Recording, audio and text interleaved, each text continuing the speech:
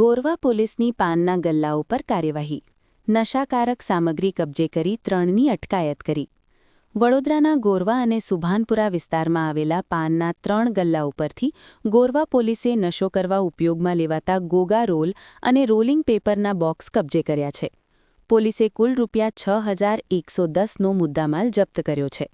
યુવાધનને નશાના દૂષણથી બચાવવા માટે રાજ્ય સરકારના અગ્રસચિવ નિપુણા તોરવણે દ્વારા 16 ડિસેમ્બરના રોજ જાહેરનામું પ્રસિદ્ધ કરવામાં આવ્યું હતું.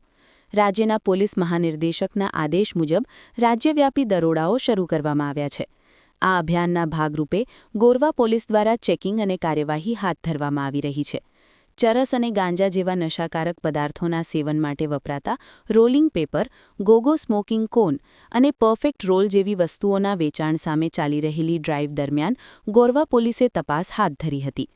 આ દરમિયાન ભાઈલાલ અમીન હોસ્પિટલની બાજુમાં આવેલા રાધે રાધે પાનના ગલ્લા અને જય ભોલે પાનના ગલ્લા તેમજ સુભાનપુરા વિસ્તારમાં આવેલા વિમલનાથ કોમ્પ્લેક્સ સ્થિત પટેલ પાન કોર્નર ખાતે ચેકિંગ કરવામાં આવ્યું હતું.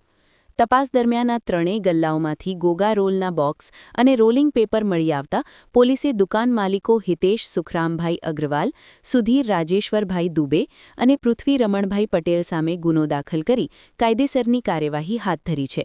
પોલીસે જણાવ્યું છે કે નશાકારક પદાર્થોના દૂષણ સામે આવી કાર્યવાહી આગળ પણ સતત ચાલુ રહેશે.